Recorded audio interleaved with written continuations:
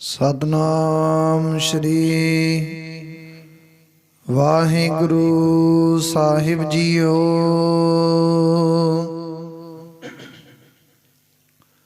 सतगुर आयो शरण तुहारी, मिलै सुख नाम हर सोबा। चिंता लाही हमारी, तुमरी शरण तुम्हारी आसा।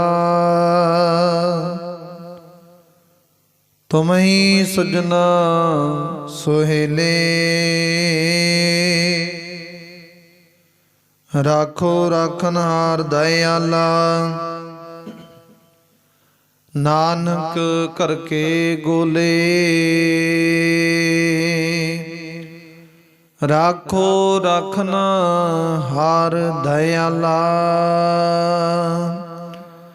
नानक करके गोले।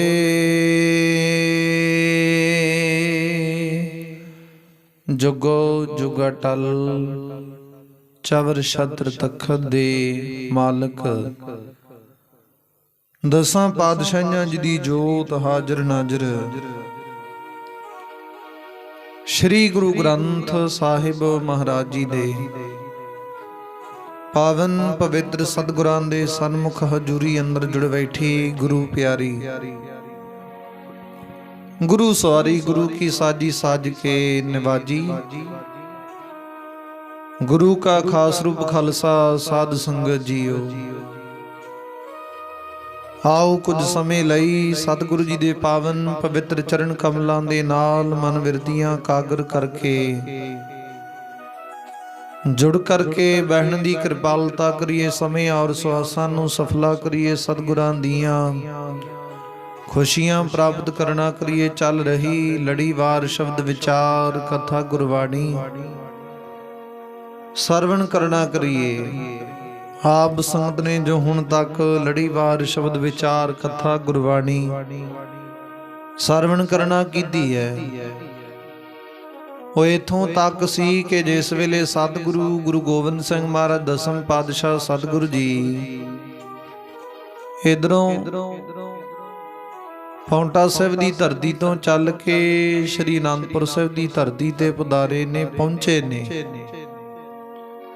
ते सतगुरु गुरु गोबिंद सिंह महाराज ने रस्ते विच बेअंत कौतक रचे, बेअंत बख्शिशां रहमतां बरताइयां। ते जिस वेले सतगुरु जी इधर पाउंटा साहिब दी धरती तो चल के श्री आनंदपुर साहिब दी धरती ते पधारे ने ते आनंदपुर दी धरती ते आनंद मंगल बन गए। खुशियां दा माहौल बन गया। आनंदपुर दी गली मोहल्ले थां थां ते सतगुर दी बख्शिश रहमत वरत गई। उस वक्त इदां खुशियां मन दे विच छा गईयां। सिखां दे हिरदे अंदर एक दूजे नूं ਵਧਾਈਆਂ दे रहे ने। सतगुर दी बख्शिश रहमत प्राप्त करदे, दर्शन दीदारे प्राप्त करदे ने। ਹੁਣ ਵੱਡੇ ਪੱਧਰ ਤੇ ਸਤਿਗੁਰੂ ਜੀ ਦੇ ਸਨਮੁਖ ਸ੍ਰੀ ਅਨੰਦਪੁਰ ਸਾਹਿਬ ਦੀ ਧਰਤੀ ਤੇ ਬਹੁਤ ਵੱਡੀ ਗਿਣਤੀ ਵਿੱਚ ਸੰਗਤਾਂ ਇਕੱਤਰ ਹੋਣੀਆਂ ਸ਼ੁਰੂ ਹੋ ਗਈਆਂ। ਸਤਿਗੁਰੂ ਜੀ ਦੀ ਕਿਰਪਾ ਵਰਤ ਗਈ। ਹੁਣ ਇੱਥੇ ਅਨੰਦਪੁਰ ਦੀ ਧਰਤੀ ਤੇ ਥਾਂ ਥਾਂ ਤੇ ਜਿਹੜੇ ਬਾਜ਼ਾਰ ਹੈ, ਦੁਕਾਨਾਂ ਹੈ, ਉਹ ਵੱਡੇ ਪੱਧਰ ਤੇ ਸਜਣੀਆਂ ਸ਼ੁਰੂ ਹੋ ਗਈਆਂ। कपड़ियां वाली दुकान ते बेअंत भांत भांत दे कपड़े विकदे ने, खरीदे जांदे ने। और जिहड़ी उदां दी दुकान है, जिद्दां दी दुकान उहदे ते बेअंत कारज पहिलां नालों खरीदण और बेचण दे ज़्यादा विचार बन गए, क्योंकि संगत वड्डे पੱਧਰ ते आ रही है। जिमें जिमें पता लगता सतगुरु जी आनंदपुर की धरती ते आए ने, आनंद वरता रहे ने, दर्शन दीदारे प्रदान करके सिखां दे उत्ते कृपा वरता रहे। संगत त्यों त्यों वड्डियां बहीरां घत दी सतगुरु दे सन्मुख पहुंचदी है ते सतगुरु दे दर्शन प्राप्त करके मन विच आनंद प्राप्त करदे ने। सतगुरु जी दे वास्ते कोई हीरे जवरात भेंट करन वास्ते लैके आउंदा, कोई सोना, कोई चांदी, कोई धन दौलत। कोई मनुख किदां दी भेंट लैके आउंदा, बस सतगुरु दे सन्मुख पहुंच के सतगुरु दी प्रसन्नता प्राप्त करना चाहुंदे ने, सतगुरु दी बख्शिश प्राप्त करना चाहुंदे ते गुरु सतगुरु दी भी अगों इदां दे ने। ਜਿਹੜਾ भी सतगुरु दे सन्मुख आउंदा, सतगुरु जी उन्हां गुरमुखां दियां प्यारिਆਂ ਦੀਆਂ ਝੋਲੀਆਂ भर के ਤੋਰਦੇ ने, खाली नहीं मोड़दे। ਹੁਣ सतगुरु जी दे सन्मुख काफ़ी वड्डी पद्धर ते फौज भी भर्ती होना शुरू हो गई ते सतगुरु जी ने किरपा कीती। उस वेले सिखां नूं हुक्म कीता, सिखो बई इत्थे बहुत वड्डा एक किला उसार दिता जावे। सतगुरु जी नूं पता सी अगे आउण वाले समय दा, इस स्थान ते किले दी उसारी कीती जावे, मजबूत होवे, ਉਹ किले तो दूरों आउंदे वैरी नूं मौत दे घाट उतार सके, इदां दा किला उसारो बनाउणा करो। सतगुरु जी ने इदां हुक्म कीता। हुण इह स्थान है नज़दीक सतलुज दरिया वगदा, चारे पासे उच्चियां पहाड़ियां, इर्द गिर्द हरियाली है। नज़दीक वो चंडका देवी जी ने बेअंत बख्शिश करके इंद्र देवता नूं स्वर्ग दी प्राप्ति करवाई। वो चंडका देवी दा नज़दीक उच्चा टिल्ला नैना दा, इत्थे नैना देवी दा टिल्ला उच्चा, वो भी नज़दीक सोभदा, जिथे काफ़ी वो देवी दे चाले चल के काफ़ी उदां दे लोग आके उत्थे नतमस्तक हुंदे ने। ते हुण चारे पासे इधर सतगुरु दी कृपा वरतण लग पई। गुरु गोबिंद सिंह महाराज दे कोल सिख श्रद्धालु सेवक आउणे शुरू हो गए ने। कवि संतोख सिंह जी लिखदे ने, चारे पासे आनंद बने हुए ने आनंदपुर दी धरती दे उत्ते, जो बस्त चाहीदी ਉਹ सारी उत्थे आनंदपुर दी धरती दे उत्ते मुहैया करवाई जा रही है। सतगुरु दी कृपा दे नाल इदां दा आनंद बनिया होया। हुण ज्यों-ज्यों सतगुरु दी वਡਾਈ ਵੱਧਦੀ है, त्यों-त्यों सिखां दे मन विच आनंद प्राप्त हुंदा, खुशी प्राप्त हुंदी है। त्यों-त्यों सतगुरु दी बख्शिश वरतदी। हुण इधर सतगुरु दी वਡਾਈ सुन के सिखां दे मन विच ते आनंद बनदा, पर उधर कहंदे जिहड़े सतगुरु दे विरोधी है, सतगुरु दे खिलाफ है, जिहड़े सतगुरु जी नूं अपनी माड़ी नीयत प्रगट करके अनेक प्रकार दी इदां दी विचार उत्पन्न करना चाहुंदे ने, सतगुरु दी महिमा नूं दाग लाउणा चाहुंदे ने। भीम चंद सैन वर्गे राजा फतेह शाह ने जदों सुनिया, प्राप्ति कीती, हार दा मुख सुनिया, प्राप्त कीता, ਉਹਨੇ बहुत दुख मनाया। हुण सतगुर दे प्रति उन्हां दे हिरदे विच इन्ना डर पैदा हो गया, भै प्राप्त हो गया। हुण जिथे सतगुरां दे सिखां दे मन विच खुशी प्राप्त हुंदी ना, गुरु सतगुर दी महिमा सुन के, उत्थे वैरियां दे मन विच डर उत्पन्न हुंदा, त्यों-त्यों डर उत्पन्न हुंदा उन्हां दे मन विच, भै मन विच पैदा हो जांदा। हुण सतगुरु जी रणजीत नगारा वजाउंदे आ, जिस वेले शिकार खेडण जांदे अपने नाल काफ़ी सिख सूरमे लैके जांदे, योधे महाबली लैके जांदे। सतगुरु जी दे नाल एक बहुत वधिया सुंदर बाज जांदा घोड़ा सतगुरु जी दा। पूर्ण तौर ते सतगुरु जी शास्त्र वस्त्र सजा के और जिमें जंग मैदान में जाते हैं ना, इदां सतगुरु जी शिकार खेडण जाते ने।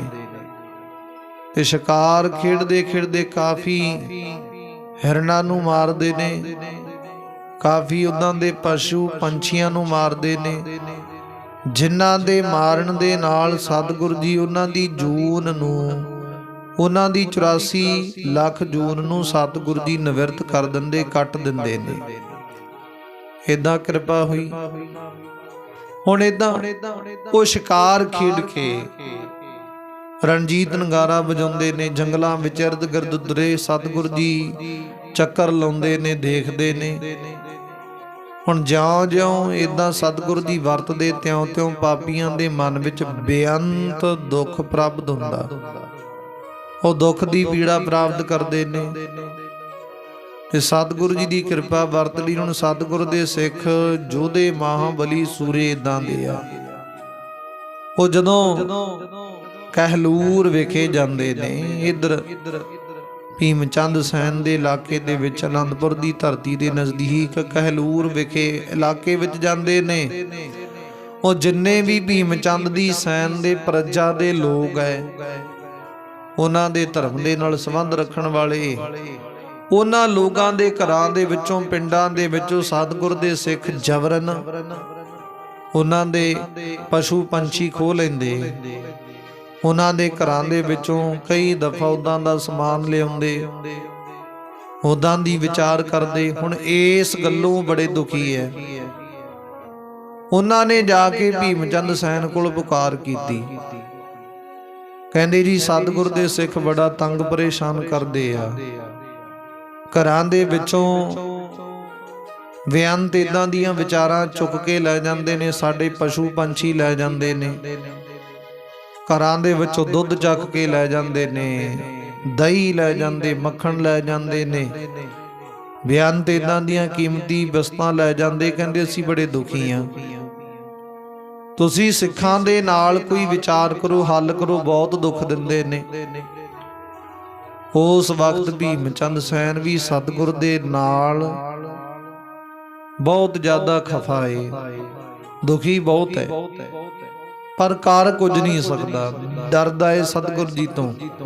ਉਹਨੂੰ ਪਤਾ ਗੁਰੂ ਗੋਬਿੰਦ ਸਿੰਘ ਮਹਾਰਾਜ ਦੀ ਚੜ੍ਹਦਾ ਨਾ ਜਿਹੜੀ ਬਹੁਤ ਜ਼ਿਆਦਾ ਏ, ਸਤਿਗੁਰ ਦੀ ਤਾਕਤ ਬਹੁਤ ਜ਼ਿਆਦਾ ਏ। ਉਹਨੂੰ ਪਤਾ ਹੁਣ ਰਾਜਾ ਫਤਿਹ ਸ਼ਾਹ, ਜਿਨ੍ਹਾਂ ਨੂੰ ਸਤਿਗੁਰੂ ਜੀ ਨੇ ਬੇਅੰਤ ਇਦਾਂ ਦੀ ਭਿਆਨਕ ਹਾਰ ਦੇ ਕੇ ਉਹਨੂੰ ਜੰਗ ਮੈਦਾਨ ਦੇ ਵਿੱਚੋਂ ਖਦੇੜ ਦਿੱਤਾ। ਸਤਿਗੁਰੂ ਜੀ ਇਦਾਂ ਦੇ ਨੇ। ਹੁਣ ਗੁਰੂ ਗੋਬਿੰਦ ਸਿੰਘ ਮਹਾਰਾਜ ਦੇ ਕੋਲ ਇਦਾਂ ਦੀ ਤਾਕਤ ਹੈ, ਜੇਕਰ ਮੈਂ ਸਤਿਗੁਰੂ ਦੇ ਸਨਮੁਖ ਖਿਲਾਫ ਖੜਾਂਗਾ, ਪ੍ਰਜਾ ਦੀ ਸ਼ਿਕਾਇਤ ਸੁਣ ਕੇ ਇਹਦਾ ਵਿਰੋਧ ਕਰਾਂਗਾ, ਸਤਿਗੁਰੂ ਜੀ ਦਾ ਕੀ ਪਤਾ ਮੈਨੂੰ ਕਿੱਦਾਂ ਕਰਕੇ ਦੰਡ ਦੇਣ, ਕਿਵੇਂ ਕਰਕੇ ਮੈਨੂੰ ਸਜ਼ਾ ਦੇਣ, ਕੀ ਵਿਚਾਰ ਕਰਨ, ਕੋਈ ਪਤਾ ਨਹੀਂ ਨਾ। ਤੇ ਜੇਕਰ ਗੁਰੂ ਗੋਬਿੰਦ ਸਿੰਘ ਮਹਾਰਾਜ ਦੇ ਨਾਲ ਮੈਂ ਵਿਚਾਰ ਨਹੀਂ ਕਰਦਾ, ਫਿਰ ਕਹਿੰਦੇ ਸਿੱਖ ਹੈ ਸਤਿਗੁਰੂ ਦੇ ਬਹੁਤ ਨੁਕਸਾਨ ਕਰਦੇ ਆ। ਇਹਨਾਂ ਦੇ ਘਰਾਂ ਦੇ ਵਿੱਚੋਂ ਜਾਨਵਰ ਚੁੱਕ ਕੇ ਲੈ ਜਾਂਦੇ, ਬੱਕਰੇ ਚੁੱਕ ਕੇ ਲੈ ਜਾਂਦੇ ਨੇ, ਇਹਨਾਂ ਦੀਆਂ ਮੱਝਾਂ ਗਾਵਾਂ ਲੈ ਜਾਂਦੇ, ਲੁੱਟ ਕੇ ਲੈ ਜਾਂਦੇ, ਸਾਜੋ ਸਮਾਨ ਖਰਾਬ ਕਰਦੇ ਨੇ। ਇਦਾਂ ਦੀ ਵਿਚਾਰ ਕਰਦੇ, ਇਦਾਂ ਦੇ ਗੁਰੂ ਸਤਿਗੁਰ ਦੇ ਸਿੱਖ ਹੈ। ਉਸ ਵੇਲੇ ਉਹਨੇ ਇਦਾਂ ਵਿਚਾਰ ਕੀਤੀ, ਕਹਿਣ ਲੱਗਾ ਜਿਵੇਂ ਸਤਿਗੁਰ ਦੇ ਨਾਲ ਲੜਨਾ ਤੇ ਮੇਰੇ ਚੋਂ ਨੀ ਤਾਕਤ ਨਹੀਂ ਹੈ, ਭਾਵੇਂ ਮੈਂ ਸਮੇਂ ਦਾ ਰਾਜਾ ਹੈ, ਹਕੂਮਤ ਹੈ ਸਾਡੀ, ਪਰ ਸਤਿਗੁਰੂ ਜੀ ਕੋਲ ਤਾਕਤ ਹੈ, ਸਤਿਗੁਰੂ ਜੀ ਕੋਲ ਸਮਰੱਥਾ ਹੈ, ਸੂਰਮੇ ਆ, ਯੋਧੇ ਮਹਾਬਲੀ ਸੂਰੇ ਆ, ਮੈਂ ਸਤਿਗੁਰੂ ਜੀ ਦਾ ਕਿਵੇਂ ਮੁਕਾਬਲਾ ਕਰਾਂ, ਭਾਵ ਨਹੀਂ ਕਰ ਸਕਦਾ। ਉਸ ਵੇਲੇ ਉਹਨੇ ਵਿਚਾਰ ਕੀਤੀ, ਆਪਣੀ ਸਭਾ ਸਜਾਈ ਹੈ। ਸਭਾ ਸਜਾ ਕੇ ਜਿਹੜੇ ਮੇਨ ਉੱਥੋਂ ਦੇ ਲੋਕ ਹੈ, ਅਹੁਦੇਦਾਰ ਹੈ, ਮੰਤਰੀ ਸੰਤਰੀ, ਉਹਨਾਂ ਨਾਲ ਸਲਾਹ ਮਸ਼ਵਰਾ ਕਰਨ ਲੱਗਿਆ। ਕਹਿਣ ਲੱਗਾ ਵੀ ਮੈਨੂੰ ਤੁਸੀਂ ਇਉਂ ਰਿਓ ਦਿਓ, ਇਦਾਂ ਦੀ ਸਲਾਹ ਦਿਓ, ਮਸ਼ਵਰਾ ਦਿਓ। ਇਹ ਸਤਿਗੁਰੂ ਜੀ ਦੇ ਸਿੱਖ ਬਹੁਤ ਤੰਗ ਪਰੇਸ਼ਾਨ ਕਰਦੇ ਆ ਤੇ ਉਹਨਾਂ ਨੂੰ ਵਰਜ ਵੀ ਨਹੀਂ ਸਕਦੇ, ਤੇ ਵਰਜੇ ਤੋਂ ਬਿਨਾਂ ਰਹਿ ਵੀ ਨਹੀਂ ਸਕਦੇ। ਤੁਸੀਂ ਕੋਈ ਸਲਾਹ ਦਿਓ ਸਤਿਗੁਰੂ ਜੀ ਦੇ ਨਾਲ, ਆਪਾਂ ਕੀ ਕਹੀਏ, ਉਹਨਾਂ ਨੂੰ ਕਿਵੇਂ ਮੇਲ ਕਰੀਏ, ਕਿਵੇਂ ਸਤਿਗੁਰ ਦੇ ਨਾਲ ਜਿਹੜੀ ਸੰਧੀ ਬਣਾਈਏ। ਉਸ ਵੇਲੇ ਉਹਨਾਂ ਨੇ ਸਭਾ ਦੇ ਵਿੱਚ ਵੱਡੇ ਵੱਡੇ ਆਪੋ ਆਪਣੀਆਂ ਮੱਤਾਂ ਦੇਣ ਲੱਗੇ, ਸਭਾ ਸਜਾ ਕੇ। ਕੋਈ ਕਹਿੰਦਾ ਜੀ ਤੁਸੀਂ ਇਦਾਂ ਕਰੋ, ਸਤਿਗੁਰੂ ਜੀ ਦੇ ਨਾਲ ਇਦਾਂ ਦੀ ਵਿਚਾਰ ਉਤਪੰਨ ਕਰ ਲਓ ਤਾਂ ਹੱਲ ਹੋਵੇਗਾ। ਕੋਈ ਕਿਵੇਂ ਕਹਿੰਦਾ, ਕੋਈ ਕਿਵੇਂ ਕਹਿੰਦਾ। ਹੁਣ ਉਹ ਸਭਾ ਦੇ ਵਿੱਚ ਇੱਕ ਮੰਤਰੀ ਬੈਠਾ, ਉਹ ਮੰਤਰੀ ਨੇ ਸਲਾਹ ਦਿੱਤੀ, ਕਹਿੰਦੇ ਬਈ ਤੁਸੀਂ ਆਓ ਕਰੋ, ਸਤਿਗੁਰ ਦੇ ਨਾਲ ਵੈਰ ਕੀਤਾ ਵੀ ਚੰਗੀ ਗੱਲ ਨਹੀਂ, सानू फिर हार दी जिहड़ी प्राप्ति करनी पैनी, हार दा मुख देखना पैना। सतगुरु जी दे नाल युद्ध कीता भी नहीं जा सकदा, ते जे सतगुरु दे नाल प्यार दी गल करांगे, गुरु सतगुरु जी ने प्यार दी गल भी नहीं मननी, क्योंकि असी बहुत ਵੱਡੇ अपने आप दे विच हंकारी हो के बहुत वड्डा वैर विरुद्ध कमा चुके सतगुरु दे नाल। हुण उन्हां नाल कीता होया विचार इदां दो भी कहंदे ठीक नहीं रहना, कीता की जावे चारे पासे सानू दुख मिल रहे ने। उन्हां विचों एक सियाणा मंत्री बैठा, कहंदा गुरु गोबिंद सिंह महाराज जी एडे पत्थर दिल नहीं है, कठोर दिल नहीं, जाके बेनती करो ते सही। सतगुर दी कुर्बानी ते कहंदी है, चरण शरण गुर एक पैंडा जाए चल, सतगुर कोट पैंडा अगे होए लेत है। जिहड़ा भावना दे नाल सतगुर दे सन्मुख एक कदम चल के जांदा, भावें कोई भी है, वो सतगुर जी उहनूं करोड़ां पैंडा अगे होके लैण वास्ते जांदे ने। इदां दे गुरु साहिब जी उस वेले उन्हें सलाह मशवरा दिती, कहंदे तुसीं आओ करो, प्यार दे नाल सतगुर कोल बेनती करके देखो, सतगुर जी जरूर बख्शिश करनगे, इदां जरूर कृपा करनगे, तुहानूं खाली नहीं मोड़दे। मैं सुनिया गुरु सतगुर दे दर घर दे विचों आ निमाणियां नूं माण मिलदा, निताणियां नूं ताण मिलदा, निउटियां नूं ओट मिलदी, निगतियां नूं गत मिलदी, निपत्तियां नूं पत मिलदी, निधरियां नूं धिर मिलदा, निथावियां नूं था मिलदा, निउटियां नूं ओट प्राप्त हुंदी। सतगुर दे दर घर दे उत्ते इन्हां दी किरपा वरतदी है। जिहड़ा मनुख दा कोई नहीं ना, उहदा सतगुर जी आप बनदा, आप कृपा करदे ने। संसार दे विच कोई मनुख धक्या होवे, किसी मनुख नूं संसार दे लोक धक देण, संसार धक देवे, मूँह ना लावे, ते ओह सतगुर दे दर ते आ जावे, दर ते आया बख्शिया जांदा, सतगुर दी किरपा हो जांदी है। पर जिहड़ा सतगुर दे दर ते आके बख्शिया जावे, सतगुर दा बन जावे, ओनू किसे दा बनन दी लोड़ नहीं, सतगुर दा बन जा, फिर लोग तेरे अपने आप बनणगे, अपने आप तेरे नाल जुड़नगे।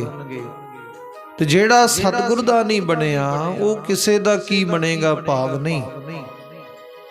इस करके उन्हां ने विचार कीती, कहंदे सतगुर दे दरकर दी वडाई बहुत वड्डी है, महिमा बहुत है, एक छोटी मोटी गल नहीं। जाके पुकार करके ते देखो सतगुरु जी की कहंदे ने, फिर बाद विच उहदे मुताबिक विचर लवांगे। उस वक्त एक मंत्री उठा, कहंदा जी मैं जाना सतगुर दे कोल बेनती लैके, ते सतगुर जी सानू बख्श देणगे, अपने नाल रला लैणगे, कृपा कर देणगे।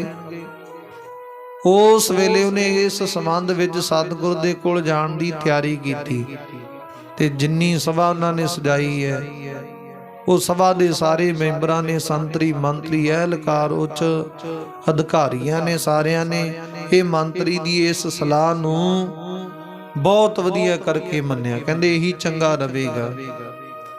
उस वेले कहंदे फिर इउं करो, तैयारी करो सतगुर दे कोल जाण दी, सतगुर कोल जाके बेनती अर्ज करो, सतगुर जी साडे काज नूं सवार देण, भुल्ला मंग लईए, भुल बख्शा लईए सतगुर जी तो।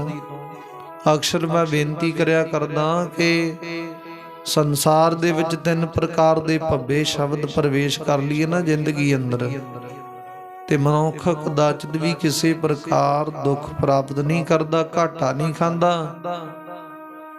सतगुरु जी कहंदे 3 प्रकार दे भव्वे शब्द प्रवेश कर लो। किहड़े ने? वैसे बेनती करया करदा, फिर रिपीट कर देवां, 3 प्रकार दे भव्वे शब्द वो किहड़े ने?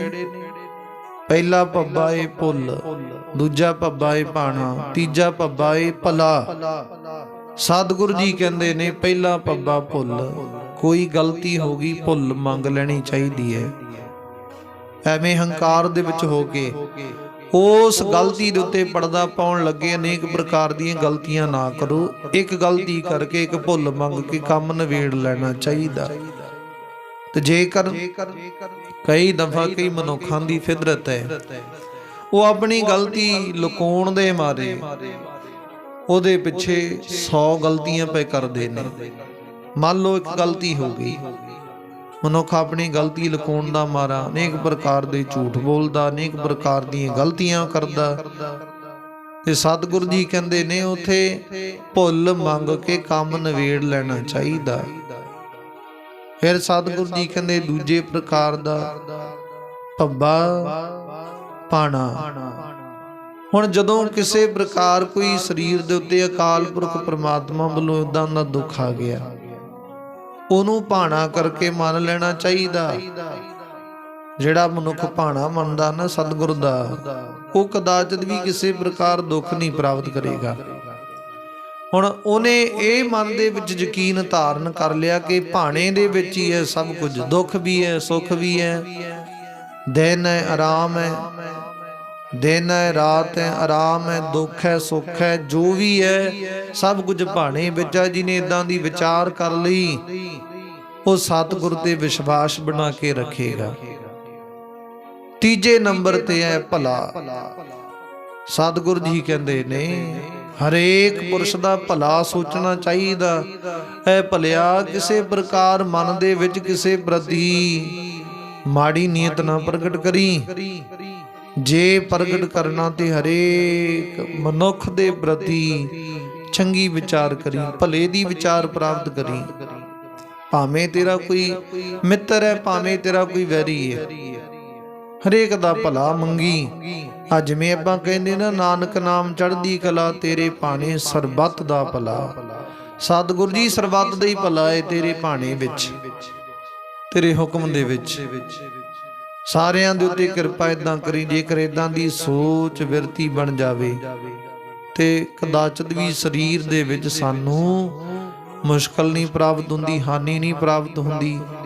ਸਤਿਗੁਰੂ ਜੀ ਕਿਰਪਾ ਕਰਦੇ ਬਣਗੇ। ਜਿਹਨੇ ਭੁੱਲ ਮੰਗਣੀ ਸ਼ੁਰੂ ਕਰ ਦਿੱਤੀ, ਉਹਦੇ ਮਨ ਵਿੱਚ ਇਹ ਰਹਿਣਾ, ਭਾਈ ਫਲਾਣਾ ਕਾਰਜ ਕਰਨ ਲੱਗੇ ਆ, ਨਾ ਕਰੀਏ, ਮਾੜਾ ਕੰਮ ਨਾ ਕਰੀਏ। ਬਾਅਦ ਵਿੱਚ ਭੁੱਲ ਮੰਗਣੀ ਪੈਣੀ, ਮਨ ਨੂੰ ਸ਼ਰਮਿੰਦਗੀ ਪ੍ਰਾਪਤ ਹੁੰਦੀ ਹੈ, ਇਹ ਨਾ ਕੰਮ ਕਰੀਏ। ਦੂਜੇ ਨੰਬਰ ਤੇ ਹੈ ਭਾਣਾ। ਭਲਿਆ ਮਨੁੱਖਾ, ਜੇਕਰ ਕੋਈ ਦੁੱਖ ਸਰੀਰ ਦੇ ਲੱਗ ਗਿਆ, ਸਤਿਗੁਰੂ ਪ੍ਰਮਾਤਮਾ ਨੂੰ ਮਿਹਣੇ ਨਾ ਮਾਰ। ਭਲਾ ਭਾਣਾ ਮੰਨ ਕੇ ਸਤਿਗੁਰ ਦੇ ਰਸਤੇ ਤੇ ਚੱਲੀ ਚੱਲ, ਅੱਗੇ ਮੰਜ਼ਿਲ ਵੱਲ ਤੁਰੇ ਚੱਲ। ਤੇ ਸਤਿਗੁਰੂ ਜੀ ਕਹਿੰਦੇ ਤੀਜਾ ਭਲਾ। ਹਰੇਕ ਮਨੁੱਖ ਦਾ ਭਲਾ ਲੋਚਦਾ ਰਹੇ, ਹਰੇਕ ਮਨੁੱਖ ਦੇ ਭਲੇ ਦੀ ਵਿਚਾਰ ਕਰਦਾ ਰਹੇ, ਭਾਵੇਂ ਵੈਰੀ ਹੈ, ਭਾਵੇਂ ਮਿੱਤਰ ਹੈ। ਤੇ ਜਿਹੜਾ ਮਨੁੱਖ ਇਦਾਂ ਦੀ ਵਿਚਾਰ ਪ੍ਰਾਪਤ ਕਰਦਾ, ਉਹਨੂੰ ਕਦਾਚਿਤ ਵੀ ਹਾਨੀ ਪ੍ਰਾਪਤ ਨਹੀਂ ਹੁੰਦੀ। ਤਾਂ ਤੇ ਰੋ ਵਿਚਾਰ, ਉਸ ਵੇਲੇ ਸਤਿਗੁਰੂ ਜੀ ਕਿਰਪਾ ਕਰਦੇ ਨੇ। ਇਦਾਂ ਵਿਚਾਰ ਕਰਦੇ, ਕਹਿੰਦੇ ਉਹਨੂੰ ਦੁੱਖ ਨਹੀਂ ਲੱਗਦਾ। ਹੁਣ ਇਹਨਾਂ ਨੇ ਵਿਚਾਰ ਕੀਤੀ, ਉਹ ਸਤਿਗੁਰ ਤੋਂ ਭੁੱਲ ਮੰਗ ਲਈਏ, ਗਲਤੀ ਹੋ ਗਈ, ਭੁੱਲ ਮੰਗ ਲਈਏ, ਬਖਸ਼ਣਹਾਰ ਹੈ ਸਤਿਗੁਰੂ ਜੀ। ਬਹੁਤੇ ਨਿਰਦਈ ਨਹੀਂ ਗੁਰੂ ਸਤਿਗੁਰੂ ਜੀ, ਜਿੰਨਾ ਤੁਸੀਂ ਸਮਝਦੇ ਹੋ।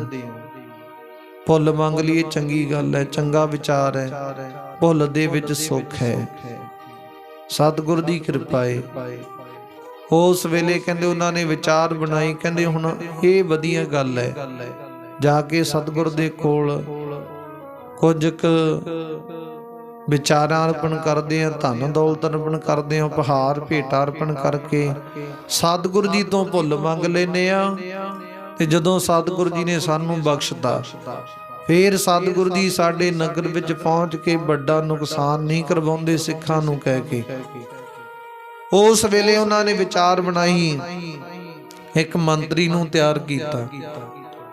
ਤਿਆਰ ਕਰਕੇ ਮੰਤਰੀ ਨੂੰ ਬਹੁਤ ਵਧੀਆ ਸੁੰਦਰ ਘੋੜਾ ਦਿੱਤਾ, ਭੇਟਾਂ ਅਰਪਣ ਕਰਨ ਵਾਸਤੇ ਦਿੱਤੀਆਂ, ਨਾਲ ਕੁਝ ਕਹਿਲਕਾਰ ਮੰਤਰੀ ਸੰਤਰੀ ਦੇ ਦਿੱਤੇ।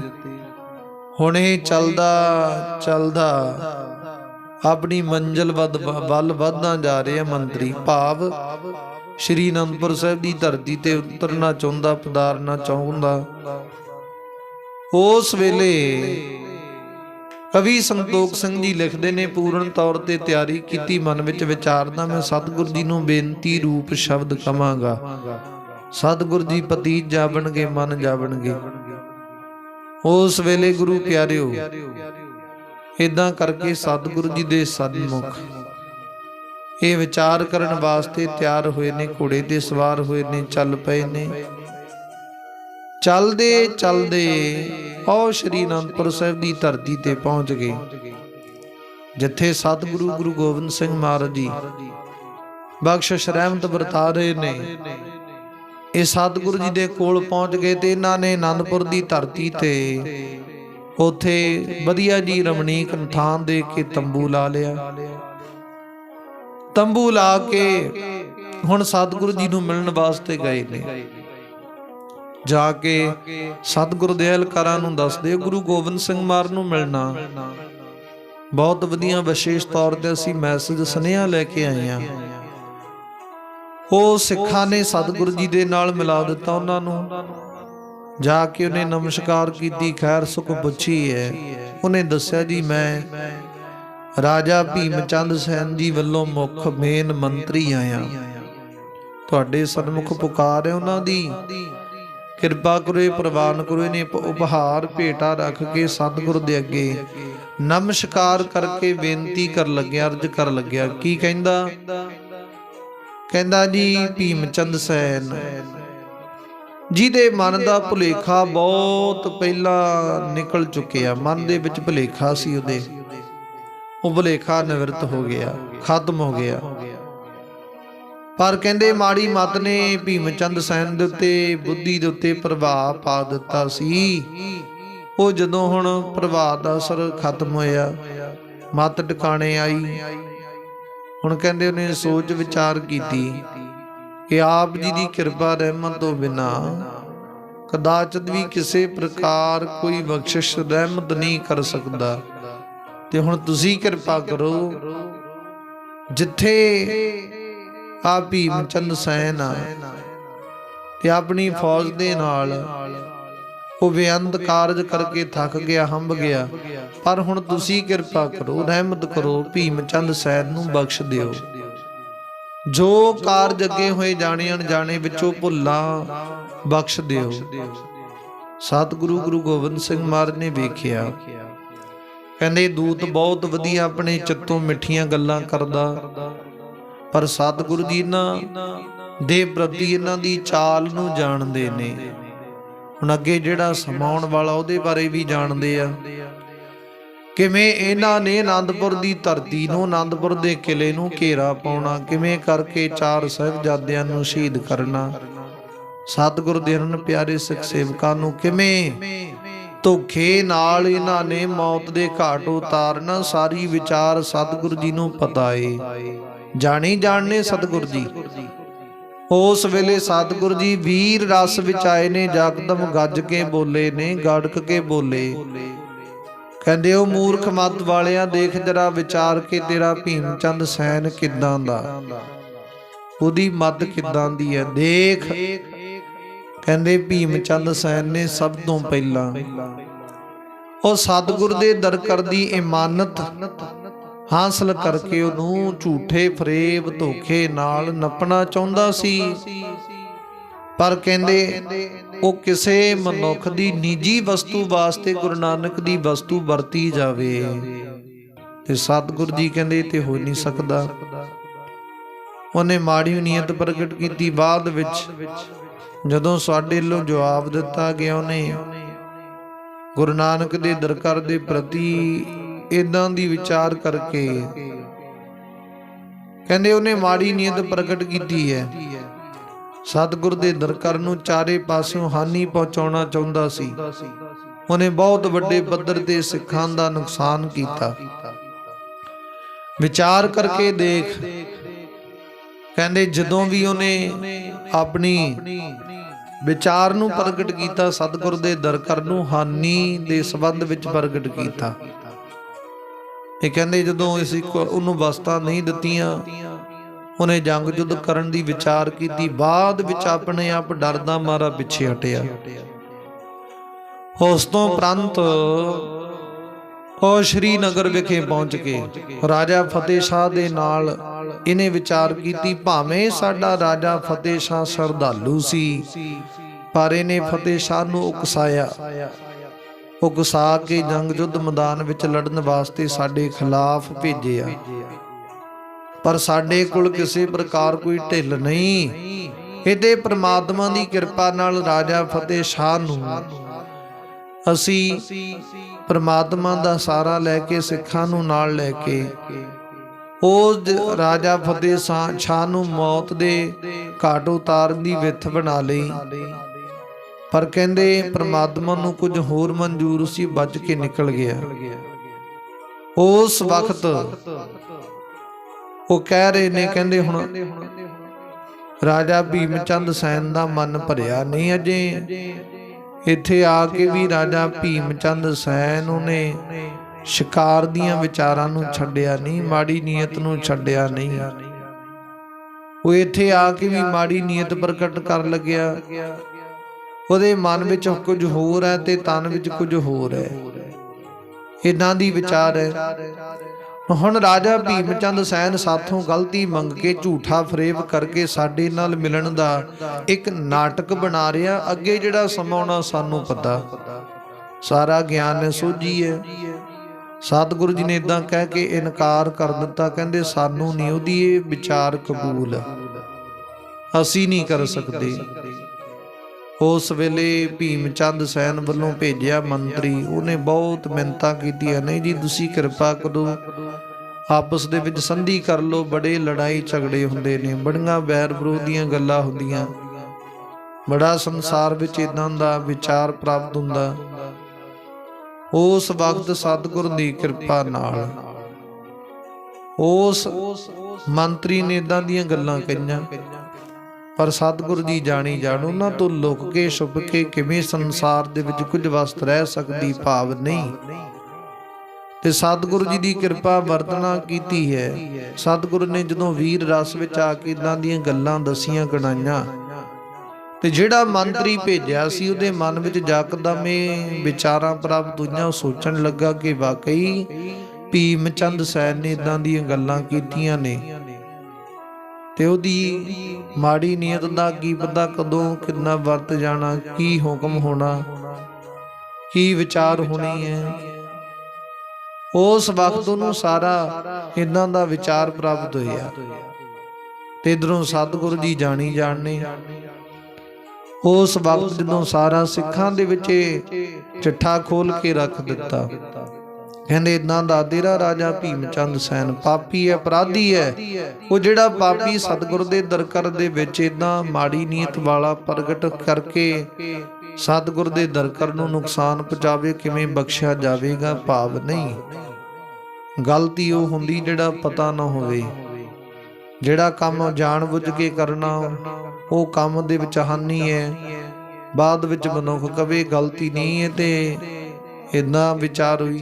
ਸਤਿਗੁਰੂ ਜੀ ਕਹਿੰਦੇ ਨੇ ਜਿਹੜੇ ਕਾਰਜ ਦੇ ਵਿੱਚ ਸਭ ਕੁਝ ਬੰਦਾ ਚੰਗਾ ਮੰਦਾ ਕੀ, ਫਿਰ ਵੀ ਮਨੁੱਖ ਉਸ ਕਾਰਜ ਨੂੰ ਕਰੇ, ਤੇ ਸਤਿਗੁਰੂ ਜੀ ਕਹਿੰਦੇ ਉਹ ਕਾਰਜ ਦੇ ਕਰਨ ਦੇ ਸੰਬੰਧ ਅੰਦਰ ਉਸ ਕਾਰਜ ਨੂੰ ਸਤਿਗੁਰੂ ਜੀ ਕਹਿੰਦੇ ਸੰਸਾਰ ਦੇ ਅੰਦਰ ਝੂਠਾ ਮੰਨ ਕੇ ਦੁਖਦਾਇਕ ਮੰਨਿਆ ਜਾਵੇਗਾ, ਉਦੋਂ ਸੁੱਖ ਪ੍ਰਾਪਤ ਨਹੀਂ ਹੋਣਗੇ, ਸੁੱਖ ਦੀ ਪ੍ਰਾਪਤੀ ਨਹੀਂ ਹੋਵੇਗੀ। ਇਦਾਂ ਕਰਕੇ ਸਤਿਗੁਰੂ ਜੀ ਨੇ ਵਿਚਾਰ ਕਰਨਾ ਕੀਤੀ। ਤਾਂ ਤੇ ਆਓ ਪਿਆਰੀ ਸੰਗਤ ਜੀ, ਉਹ ਕਥਾ ਵਿਚਾਰ ਦਾ ਜੋ ਸਮਾਂ ਹੈ ਸਮਾਪਤ ਹੋ ਚੁੱਕਿਆ।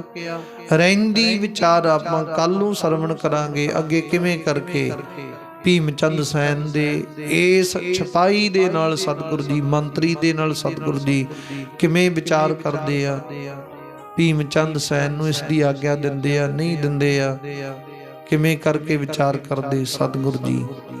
ਹੁਣ ਸਤਿਗੁਰ ਦੇ ਦਰ ਕਰ ਵੇਖੇ ਇਦਾਂ ਦੀਆਂ ਰੰਗਤਾਂ ਰੌਣਕਾਂ ਲੱਗਣੀਆਂ ਸ਼ੁਰੂ ਹੋ ਗਈਆਂ, ਜਿਹੜੀਆਂ ਕਿ ਅਨੰਦਪੁਰ ਦੀ ਧਰਤੀ ਤੇ ਥਾਂ ਥਾਂ ਤੋਂ ਕੋਨੇ ਕੋਨੇ ਤੋਂ ਸੰਗਤਾਂ ਆਉਣੀਆਂ ਸ਼ੁਰੂ ਹੋਈਆਂ, ਇੱਥੇ ਆ ਕੇ ਬਸਣੇ ਸ਼ੁਰੂ ਹੋ ਗਏ ਨੇ। ਜਿਨ੍ਹਾਂ ਨੂੰ ਘਰ ਚਾਹੀਦਾ ਉਹਨਾਂ ਨੂੰ ਘਰ ਮਿਲਦਾ, ਜਿਨ੍ਹਾਂ ਨੂੰ ਵਪਾਰ ਚਾਹੀਦਾ ਉਹ ਵਪਾਰ ਕਰਕੇ ਵਧੀਆ ਰੁਜ਼ਗਾਰ ਚਲਾ ਰਹੇ ਨੇ। ਸਤਿਗੁਰ ਦੀ ਇਦਾਂ ਕਿਰਪਾ ਰਹਿਮਤ ਵਰਨਾ ਕੀਤੀ ਨੇ, ਤੇ ਇਦਾਂ ਆਨੰਦਪੁਰ ਦੀ ਧਰਤੀ ਤੇ ਆਨੰਦ ਬਣੇ ਨੇ। ਅੱਗੇ ਕਿਵੇਂ ਕਿਵੇਂ ਵਿਚਾਰ ਹੁੰਦੀ, ਕੀ ਕੀ ਕੌਤਕ ਇੱਥੇ ਰਚੇ ਜਾਂਦੇ ਨੇ, ਉਹ ਰਹਿੰਦੀ ਵਿਚਾਰ ਆਪਾਂ ਕੱਲ ਨੂੰ ਸਰਵਣ ਕਰਾਂਗੇ ਪਿਆਰਿਓ। ਅੱਜ ਦੀ ਵਿਚਾਰ ਇੱਥੋਂ ਤੱਕ ਪ੍ਰਵਾਨ ਕਰਨੀ। ਆਓ ਗੁਰੂ ਚਰਨਾਂ ਦੇ ਅੰਦਰ ਸਮਾਪਤੀ ਕਰਨ ਦਾ ਯਤਨ ਕਰੀਏ। ਸਤਿਗੁਰੂ ਜੀ ਕਿਰਪਾ ਕਰਦੇ ਨੇ।